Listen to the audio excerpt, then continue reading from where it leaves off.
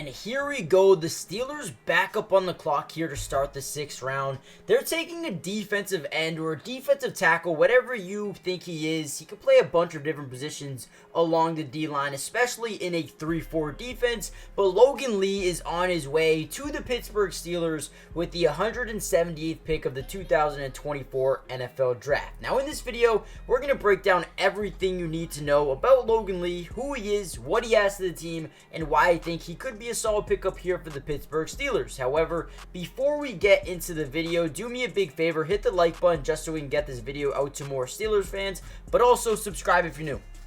It's free, doesn't cost anything, and we will be covering the Steelers for the rest of the offseason, so make sure you guys join the family. But without any further ado, let's talk a little bit about Logan Lee. So defensive tackle, defensive end, whatever you want to call him, this is who he is, right? Now, very interesting pickup here. Athletic freak, ranked number 5 overall in athleticism score in the combine. He's 6'5", 281 pounds, a senior out of Iowa, but candidate for the bottom of the roster or practice squad. A guy who I think has potential, but it has a lot of work to do, right? I think it's a project. I think it's a guy that they believe in, but at the end of the day, again, needs to be mentor, needs to be developed, coached the right way, which I think the Steelers are a very good fit for him.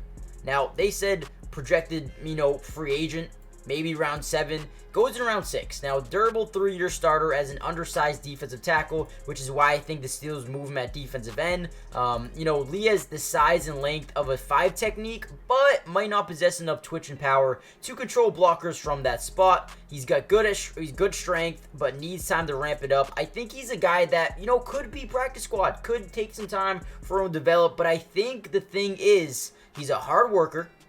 Very hard worker, trains really hard, works hard, wants to be better, wants to continue to improve. And I think he's one of those guys that just has that mindset.